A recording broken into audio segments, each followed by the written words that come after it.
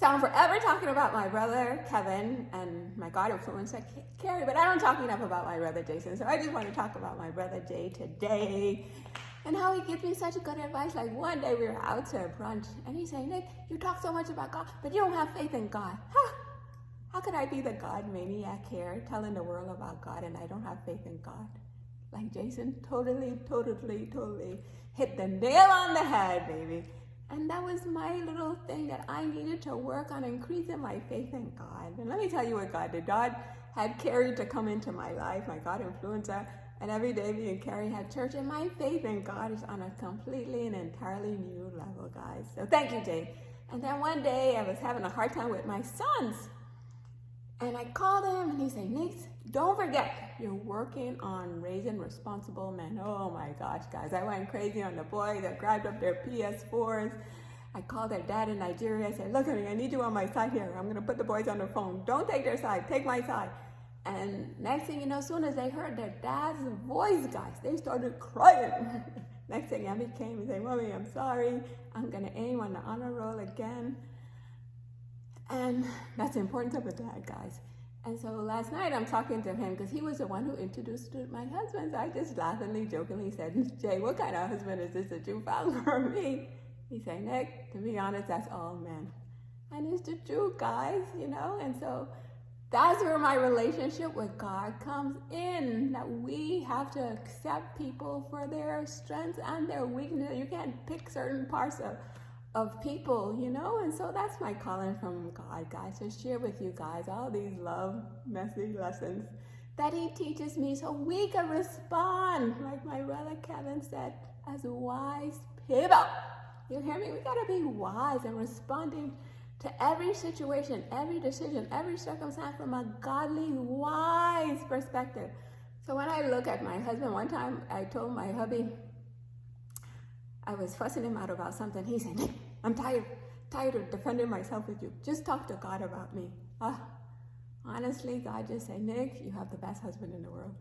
And it's the truth, guys. He really is the best husband. When Julie said, when you look up spoiled in the dictionary, you see a picture of me and my daughter Amber holding hands. It's because this husband just spoils us, guys.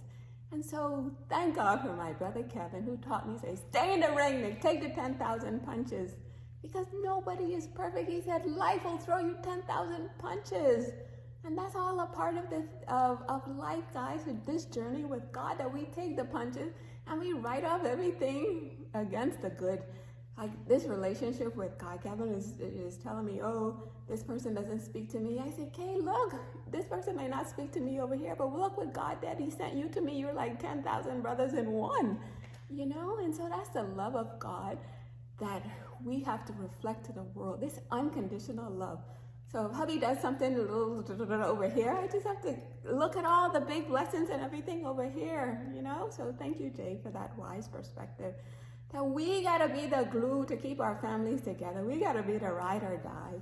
And we just have to be patient with each other, guys. The way Kevin has patiently and lovingly held on to me over these years. But this post is supposed to be about Jay. And honestly, yesterday I called him. I said, Jay, I don't have a car to drive. I sold my last car, guys. And he said, Nick, don't worry. You can use my car. But he said, I have the key with me. But I will call a locksmith to come and make you a key so you can pick up this car to use. Can you believe that, guys? He's all the way in the Bahamas looking out for his little sister over here so that she could have a nice BMW to drive. You know, so that's the love God shows me. I told you guys I'm spoiled. The love God showed me, He arranges all these wonderful people in my lives just to say, Nick, we're with you, man.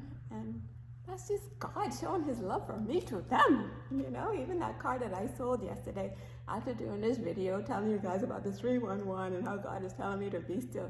Can you believe I go to adjust a payment for the car that I sold? And it was just, they live all the way in Georgia, guys. So I had to adjust the taxes, the Georgia tax. I can't put in the Georgia tax. Can you believe his payment came to $311 a month? And nobody can tell me that was a coincidence. That was God. Nick, I'm here with you.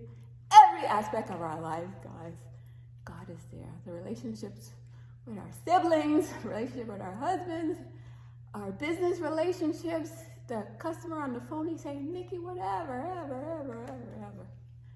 you know, that whatever you do, I'm with you. I trust you, Nick.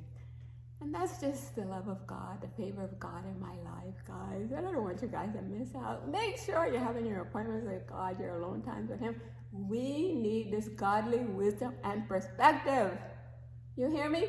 We need it. We need it for our lives so that when anything comes up, we just pause and say, God, what would you have me to do or not do? What would you have me say or not say? Where would you have me to go or not go? Okay, guys, so don't miss out. Have your appointments with Him, your alone times with Him. It's going to take serious discipline. You know, even if you just start with 1 minute, say, God, let me see what you have to say to me. And then go to 2 minutes, then 3 minutes, then 4 minutes, 5 minutes. And have time with God to learn His voice, guys. We need to know what He would have us to do because He has the best plans for our lives. Okay? So don't miss out. That's life with God. Peace. Get around.